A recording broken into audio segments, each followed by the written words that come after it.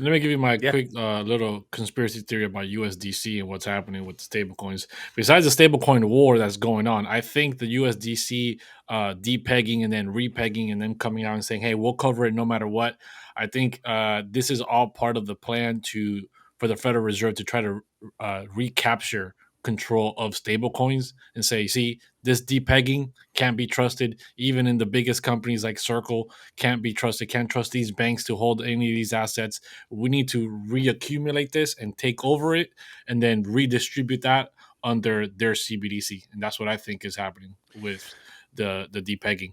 Wow, you know what? I actually had not thought of that, but that's such a great comparison because the Fed is trying to capture control of the crypto space, and how's a good way to do that? Why is there tons of people all over crypto today? Because they're freaking scared, right? So they fear monger. So I could totally see that. I don't think that that's that crazy of an idea. I could absolutely Yeah, see dude, the look Fed what they saying, "Hey, did. this Look is an what opportunity." Yeah, look what they said, right? What did they say about the Silicon Valley Bank? They said we will cover all depositors no matter what, right? So what does that mean? If they had full control of any stable coin and that was their CBDC, they would never have to worry about a DPEG because no matter what happens, they can always print it into oblivion like they're doing with the US dollar and make sure that they cover any debts and the DPEG will never happen.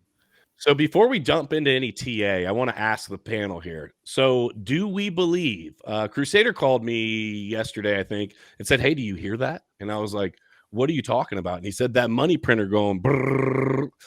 My question is, do we see, so the Biden administration did come out, and we're going to touch on some of this, but the Biden administration did come out and say, "Hey, we're going to cover this no matter what." And so my first question is, do we see the money printer go burr, interest rates go lower, a combination of the two, one or the other?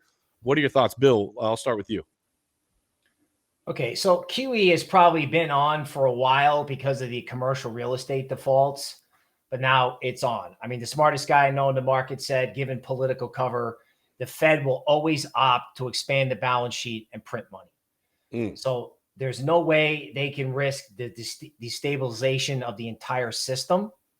So they're going to maintain it. And then later on, I guess if we talk Biden, Biden said, we'll make the depositors whole, but the management's gone, the stockholders are gone, and the bondholders are gone, which is a nice way of saying we own the banks.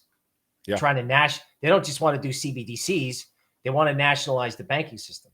Yeah. And as far as the Fed goes, they're going to print indefinitely.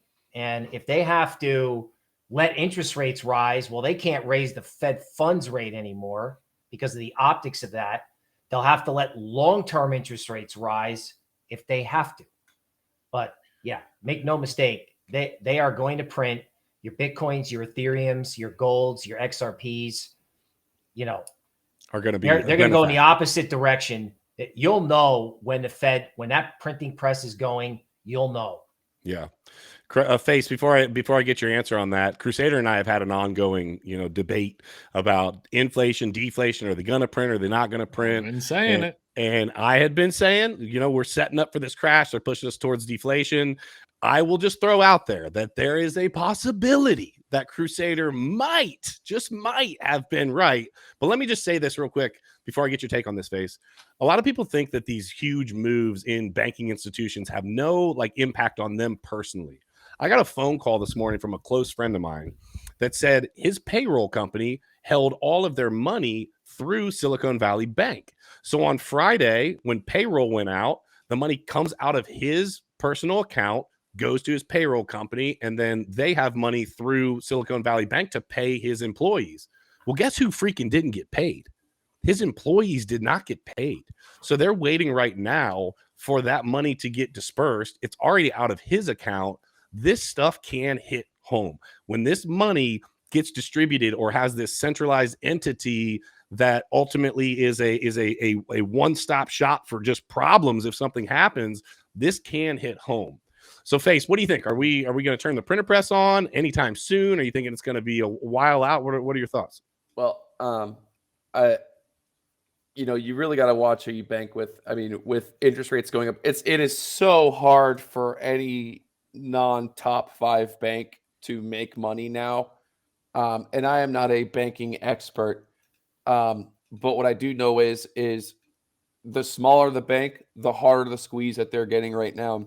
And to be honest, I wouldn't hold money in a bank unless it was Chase, maybe even Wells Fargo.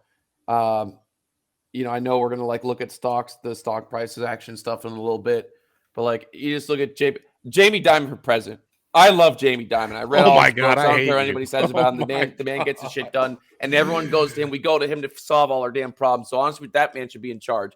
JP Morgan went down like 3 or 7%. Everyone else went down a lot more.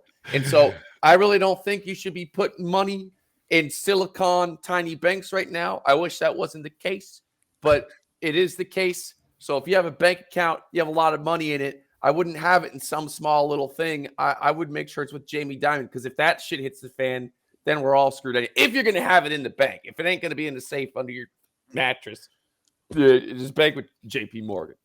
So what happens? I've heard people suggest this idea that you should just pull. You shouldn't trust these banks, and you should either be all in crypto, or that you should just start pulling cash out of the bank and putting it into a safe.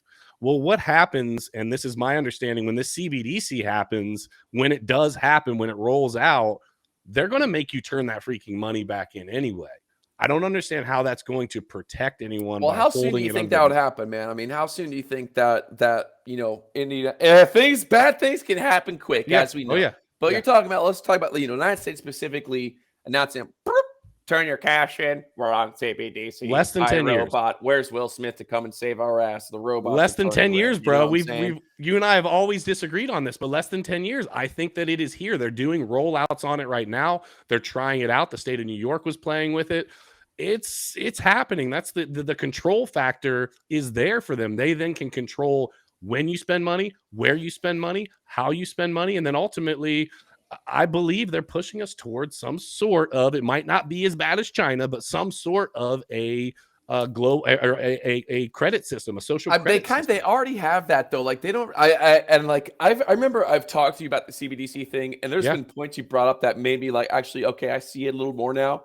But I think I kind of forgotten those points, to be honest with you. But to me, there were already CBDC. Most of the money's already electronically. They already know what it is. It's already tracked. They already see your bank account. They already know everything. So to me, it's like at the doomsday's kind of already been happening. But it's not fully programmable just tracking. It's not fully programmable just what is like the CBDCs, right? Like right now, your money can be your money is digital. Most money is all in the bank account, right? Just a digital number on your phone, whatever it is. But programmable money is different, right? They can add an expiration date, like, hey, here is your stimulus check, right? Or here is your universal payment, basic income, whatever it is. And you got X amount of time to spend it, and you can only spend it on X amount of items or in X places. And if you don't, we're gonna, they decentivize, right? They already talk about different taxes for different energy consumptions. They can start taxing you completely different on how you're spending your CBDCs. Things that they can't do with the money right now. I don't think they need a crypto to be able to do that, though. I think it is programmable. Like maybe I think it actually might be a whole new kind of behemoth. I feel like they could do that already, but I mean, I guess they could kind of sneak it under the rug, maybe easier with the crypto. I'm not the CBDC expert, but I'm just giving like my honest thoughts. Yeah.